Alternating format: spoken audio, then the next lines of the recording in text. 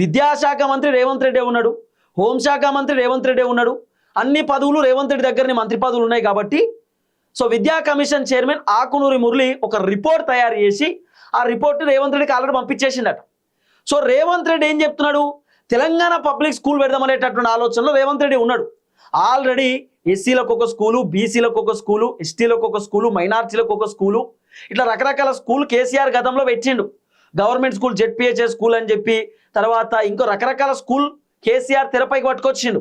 ఒకటేమో higher school అని, lower school అని చెప్పి ఇట్లా స్కూల్స్ అన్ని కేసీఆర్ బీఆర్ఎస్ అధికారంలో ఉన్నప్పుడు 10 సంవత్సరాలు ముఖ్యమంత్రి ఉన్నప్పుడు కేసీఆర్ రకరకాల స్కూల్స్ పట్టుకొచ్చిండు, కొత్త స్కూల్స్ కట్టించిండు, కొన్ని ప్రైవేట్ బిల్డింగ్లలో స్కూల్స్ నడిపిస్తున్నాడు కేసీఆర్ ఆల్రెడీ గతంలో.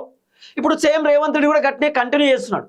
కానీ రేవంత్ రెడ్డి తీసుకొచ్చినటువంటి కొత్త ప్రతిపాదన ఏంటంటే ఇంటర్మీడియట్ వరకు స్కూల్ ఉండాలి. ఇప్పుడు సాధారణంగా నర్సరీ నుండి 10th క్లాస్ వరకే హైయర్ స్కూల్ ఉంటుంది. కానీ 10th క్లాస్ మాత్రమే కాదు, ఇంటర్ సెకండ్ ఇయర్ దాకా స్కూల్లోనే ఉండాలి.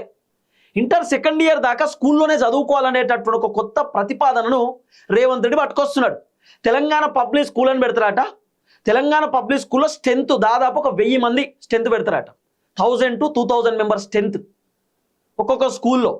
ఇంత స్ట్రెంత్లు పెడదామనేటటువంటి ఆలోచనలో రేవంత్ రెడ్డి ఉన్నాడట.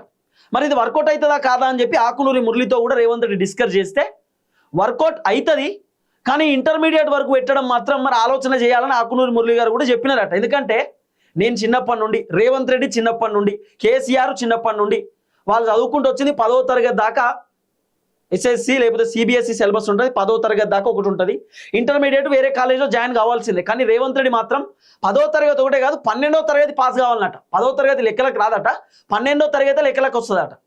అంటే 10th క్లాస్లో నీకు 10/10 వచ్చినా, లేకపోతే నీకు ఏ గ్రేడ్ వచ్చినా, ఏ ప్లేస్ ర్యాంక్ వచ్చినా కూడా ఆ 10th క్లాస్ పరిగణంలోకి రాదట. ఇంటర్మీడియట్ అంటే 12th స్టాండర్డ్, 12వ తరగతిలో నువ్వు ఎంత చదువుతో ఏం కథ, నీకు ఎంత మార్కులు వచ్చినా ఏందనేదే గ్రేడ్ అట.